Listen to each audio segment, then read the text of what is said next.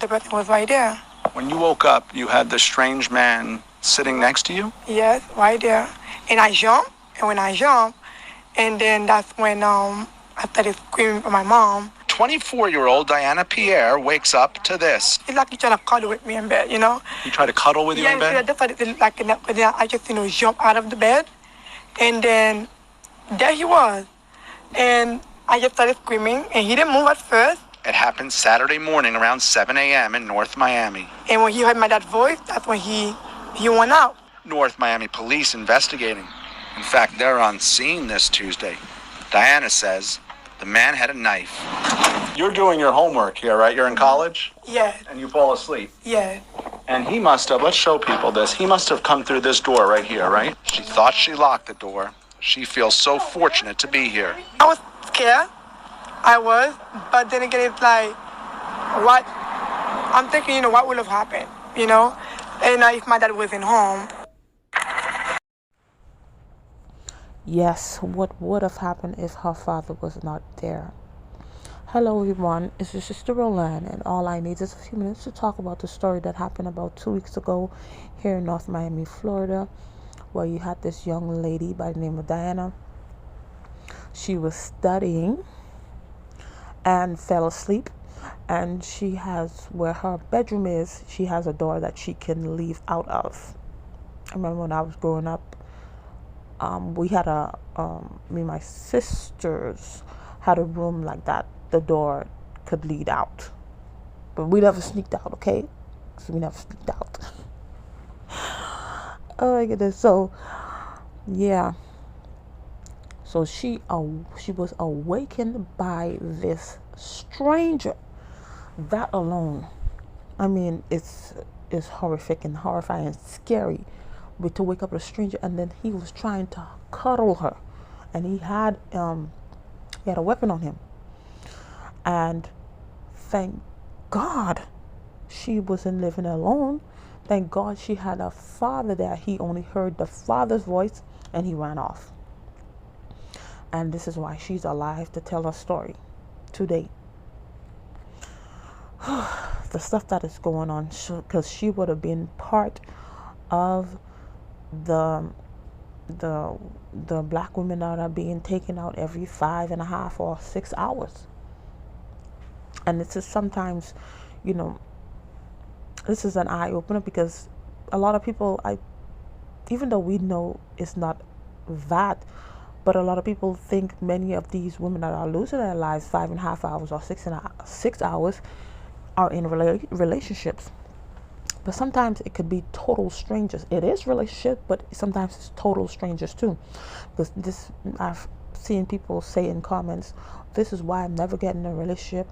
This is why I'm single. But this is the thing. How many people have been, taken out, minding their own business, trying to get home, and they have been taken out. So, and this young lady was only saved because this guy heard her voice. I really hope they catch this person, because obviously he has done it before, and he waits for opportunity, maybe to have a unlocked door, unlocked window, so he could come in. That is very scary. And many times, as women, we think we don't need a man because we have the money. We live in a gated community or whatever. It may be a gated condominium. And sometimes you could be minding your own business, and people are thinking to harm others. And though, yes, you can say something, you can say a truth, without being condescending or whatever, without being mean or whatever. But many of these young men and young women too, because the young women are just as violent as the men, if maybe not more, because they are on emotion. And many of these young men and young women are coming from single parent homes. They are, unfortunately. Yes, there are some that are coming from two-parent homes, but single single parent home, where it's not only single parent, also some of these kids are being raised by grandmothers because they were abandoned by their fathers, abandoned by their mothers, and the grandmother is raising them and don't even know what to do with these kids, because when grandma was raising her kids compared to her grandkids, that's two different generations, and don't even understand what to do with them. So, and this is why you have to be careful. You have to listen to your intuition. And what are we doing to, in a sense, to minimize that number? Because I believe that number is less. They say 5.5 hours, 6 hours. I believe it's less than that. Because why? Because obviously they probably look over different news stories, and news stories collect different data from different states and counties and cities, and put it all together and came up with that number. But there's a point of time, if you are human, when you keep on reading these stories and reading how many of these women lost their life, you might get overwhelmed. And instead of, getting through the data to put the data out there, the exact data, you might be, because you're human, of course, you might be overwhelmed, and then it takes a toll on you, and you just go stick with what you have. I believe it's less than that. And if it's not, it's going to get there. And what are we doing to, in a sense, prevent it, to minimize that number? Because I see on people who have platforms and people who have different things, voices, are teaching women how you can get stuff from a man, manifesting this. This is not what we're supposed to be doing. What are we doing to prevent this number from going down even more? And it's not happening in relationships. What are we doing with mothers who may be overwhelmed? Sometimes it's not that the person cannot raise their children. They are overwhelmed. They have to work 2-3 jobs. They don't know what to do. And sometimes the child is too grown enough. They can't do nothing, because the child won't listen, because the time that they probably could have turned in another direction, that time passed. Maybe people were too busy. You didn't have the time. You didn't think it was important, and then they got put in a different direction that you did not anticipate they was going to go. And we want to discredit. Not all men are like this. Not all men are like this. There are some men that will take you out, and they don't care, because of course they have issues with women, whether it stems from the grandmother, whether it stems from sister, whether it stems from mother, and then they want to take out women. Their life mission is, that's what they're supposed to do. What are we doing to prepare women? Not only you need to stay strapped up, you need to think up. There's a way these perpetrators may come on you. You don't even anticipate it. So you don't even have time to pull out your strap or your stick or your fire or whatever it is. You don't even have time. Are we warning women of the signs to look out for when they just start dating somebody, or when they be aware of their surroundings or whatever? Are we telling people the signs to look out for? And when those signs come, what to do? And you got to do it, because your life could be on the line. There are some women that I walk when I, people watching wherever I go. You can clearly see something wrong with that person, with that woman, or with that man, because it goes both ways. But sometimes in our desperation, our dehydration, we don't even see these things, and that is the person that's going to take you out. And sometimes, it happened to that person, it won't happen to me, because I know this, I know that, and then unfortunately it happens to you. Are we also teaching women too not to be the catalyst or a participant in the person taking us out? Because there's some things I have seen women do. It's a lack of education. is certain things these women are doing. I mean, you don't want to be with the person. Why are you using the person? The person doesn't make you, they don't fulfill your fantasies or whatever it may be. Why you still with the person? You putting them down, you telling them certain stuff like this. Why? You planning on leaving the person, you telling them, oh, I'm gonna leave you, I'm gonna do this, I'm gonna do that. Why? You living with the person, you're saying certain stuff on social media. Why are you guys doing this? Because there are some people, they don't have nothing to do. The person take them out, they really didn't have anything to do with that. But there are women that they have responsibility in it. There are women that have responsibility in their being taken out, and somebody has to say it.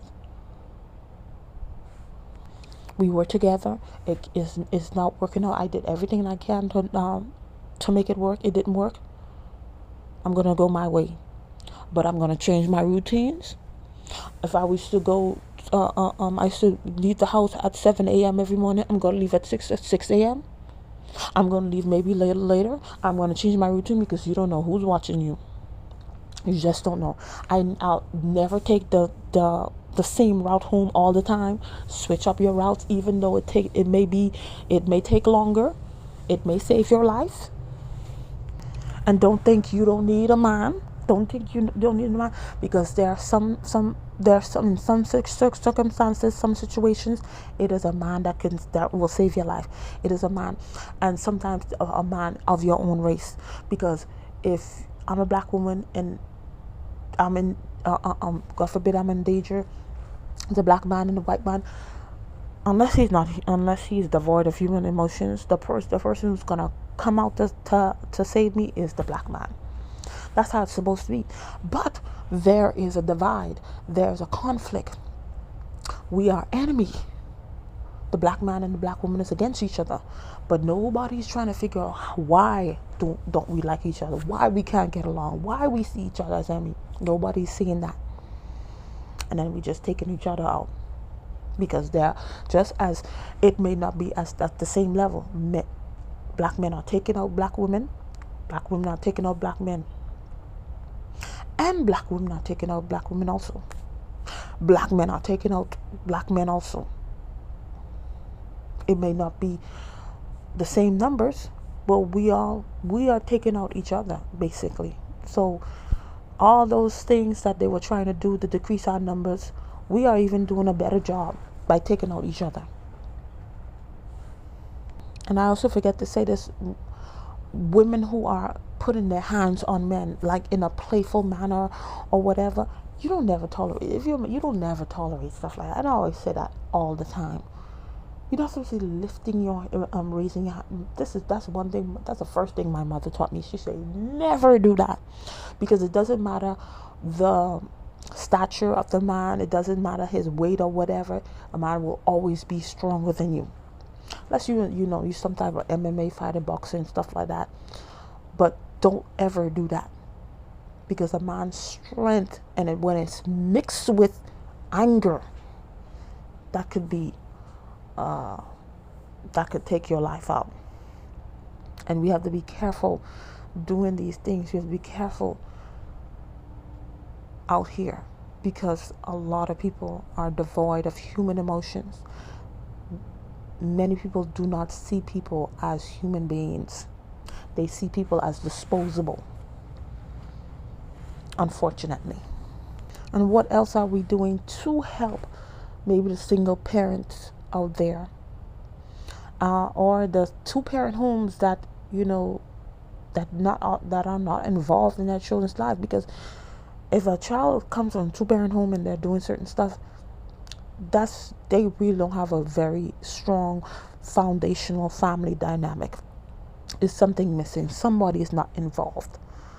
Because somebody comes out of a two-parent home where the father and mother is involved, that's a rare occasion for that child to come out and be out here and taking people out and doing different things, having different devices that are destructive to society. But also, of course, there are people that come out of single parent home that come out well, but there are that do not.